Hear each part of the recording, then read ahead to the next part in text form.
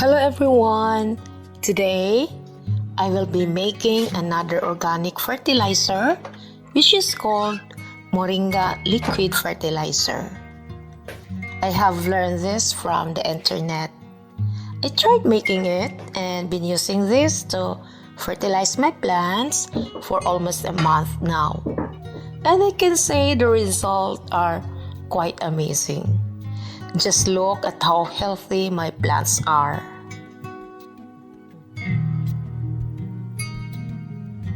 So, if you are interested on how I make the Moringa liquid fertilizer, please keep watching.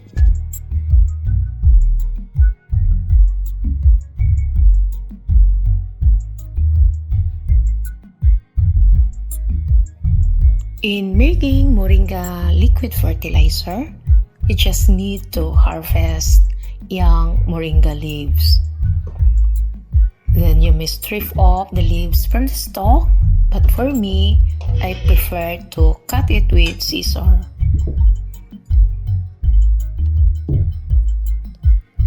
Moringa leaves are rich in many compounds that can be helpful in promoting the growth of most plants. Moringa leaves contains potassium, calcium, magnesium, and zinc that plants needs. Moringa leaves are also an excellent source of protein, which is a unique feature of any herbs and leafy greens in the entire plant kingdom.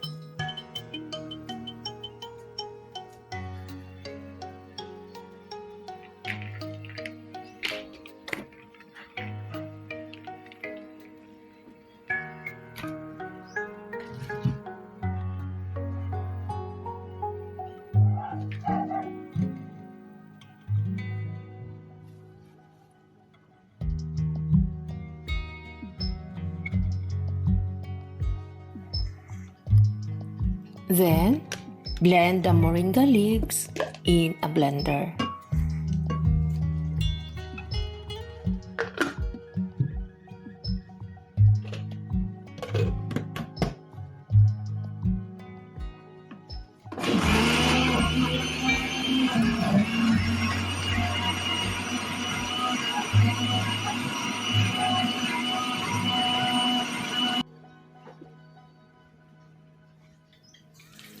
But if you don't have a blender, just put the moringa leaves in a clean cloth.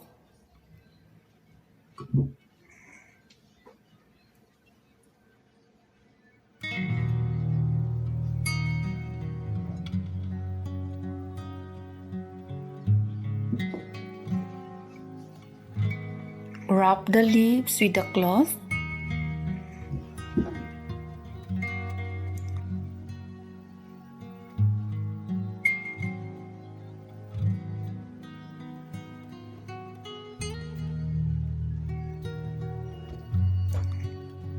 Then, crush it with a hammer.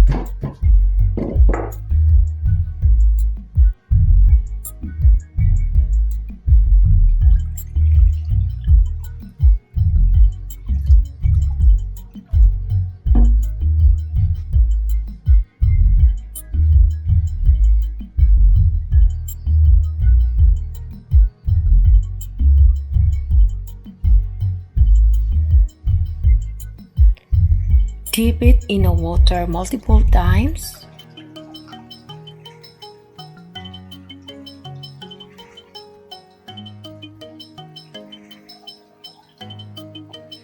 To get all the extract, squeeze the cloth thoroughly.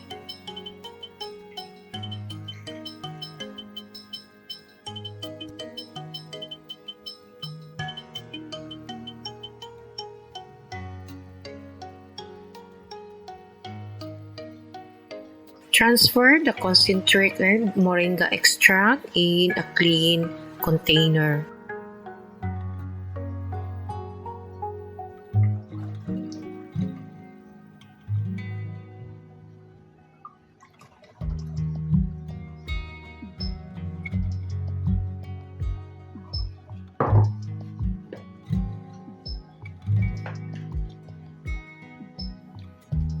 Then, dilute the resulting extract with non-chlorinated water.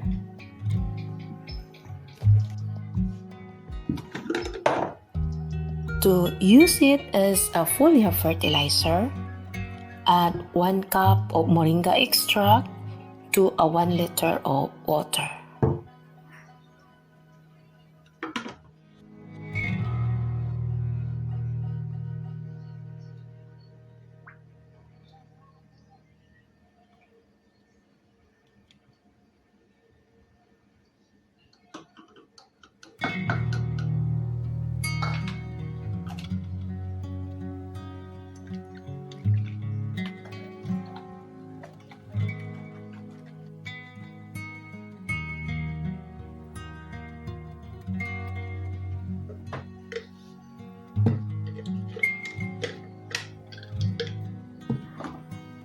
Then pour it in a sprayer.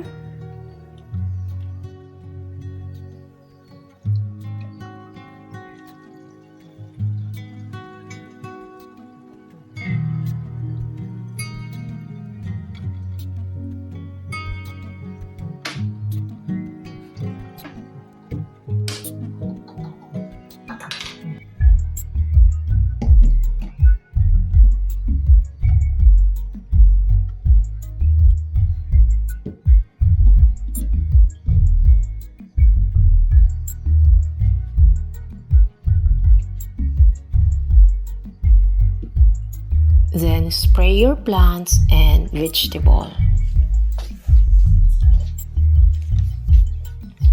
The best time to spray is in the morning or in the afternoon.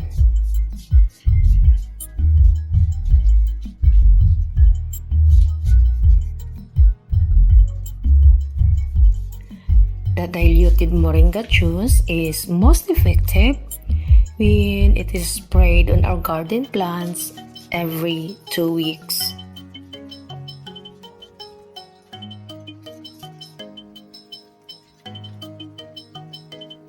The moringa pulp can also be mixed with a pail of water and use it to water your plants. So what can we expect from using moringa liquid fertilizer? This is according to many research conducted by agricultural scientists. Number 1, it accelerates growth of young plants. Number 2, plants are firmer and more resistant to pests and diseases. Number 3, heavier roots, stems, and leaves. Number 4, longer lifespan of the plant. Number 5, plants produce more and larger fruit. Number 6, it increases in yield to 20 to 35%.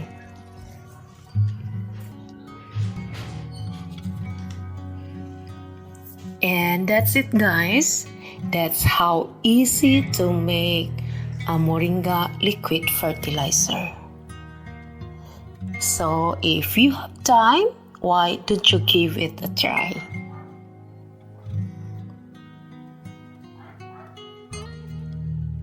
I hope you like my video. If you do, please give it a thumbs up. Happy gardening, everyone. Bye!